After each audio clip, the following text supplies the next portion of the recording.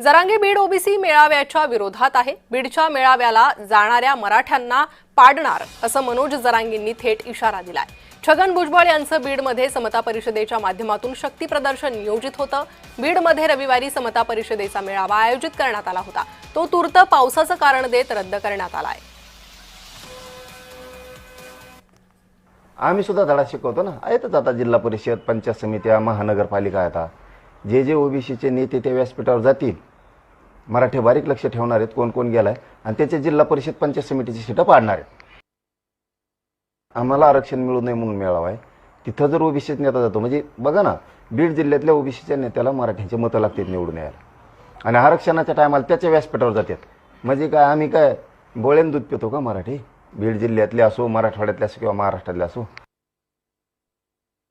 म्हणजे तुम्ही इकडे विरोधात आमचं जाणार आरक्षण मिळू नये म्हणून आणि मतदानाच्या दिवशी इकडे तुम्ही सीटं पण देणार निवडून द्या म्हणून। त्यामुळे बघू ना त्या व्यासपीठावर कोण जात आहे आणि जी ओबीसीचा बीड जिल्ह्यातला नेता त्या व्यासपीठावर जाईल त्याच्या जिल्हा परिषद पंचायत समितीला सीटा मराठी पाडणार।